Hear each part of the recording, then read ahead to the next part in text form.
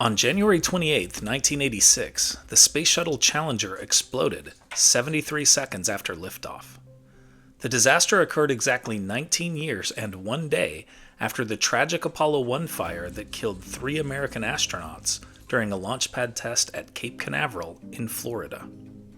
Although it was the 25th shuttle flight, there was heightened coverage of this Challenger mission because of Krista McCullough and the Teacher in Space program. McCullough, a high school social studies teacher from New Hampshire, was set to teach a lesson to school children from space on the 4th day of the mission.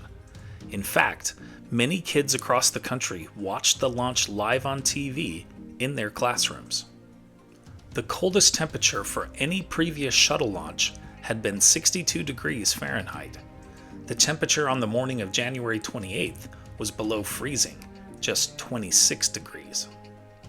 The solid rocket booster manufacturer, Morton Thiokol, recommended a minimum air temperature of 53 degrees Fahrenheit, warning that otherwise, a catastrophic O-ring failure was possible.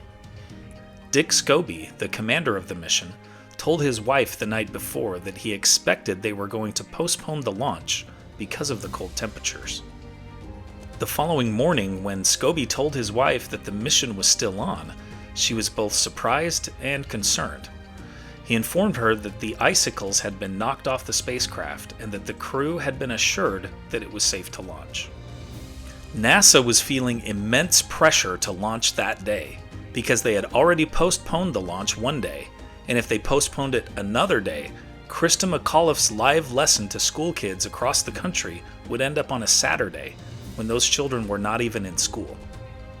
Morton Thiokol's warning about launching below 53 degrees proved to be tragically prophetic, as catastrophic O-ring failure caused a massive explosion. Evidence from the wreckage showed that the Challenger crew apparently survived the initial explosion, but with no mechanism in place for them to eject from the craft, they were killed when they hit the surface of the Atlantic Ocean. U.S. President Ronald Reagan consoled the nation on television from the Oval Office that night. He praised the Challenger crew and the nation's space program. He addressed the school children who may have been watching the launch live on TV. At the end of the 5-minute speech, Reagan used language from High Flight, a poem by American World War II pilot John Gillespie Magee Jr.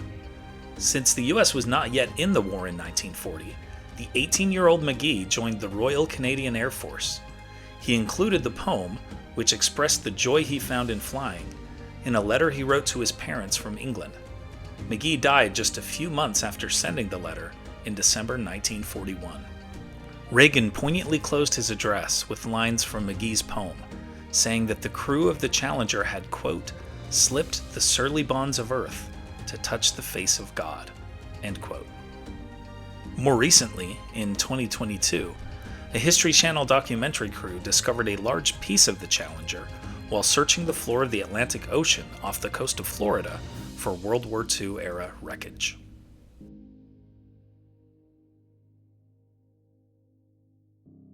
Here are other events that happened today in history. In 1596, English explorer Sir Francis Drake, the second to circumnavigate the globe, dies of dysentery. In 1777, during the American Revolution, British General Burgoyne submits his plan for the Saratoga campaign. In 1917, American forces are recalled from Mexico after 11 months fruitlessly searching for Pancho Villa. In 1955, 12-year-old singer Aretha Franklin gives birth to her first child, a son named Clarence. In 1959, the NFL's Green Bay Packers hire Vince Lombardi, who goes on to win the first 2 Super Bowls. In 1985, American musical artists record We Are the World to raise money for African famine relief. In 2011, revolution breaks out in Egypt with protesters demanding the overthrow of President Mubarak.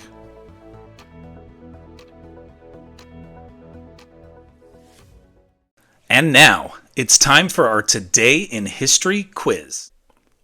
Who was England's king during the American Revolution? Charles I, George III, Edward V, or Henry VIII? Think you know the answer? Drop your guesses in the comments below. Find out if you're right tomorrow on Today in History.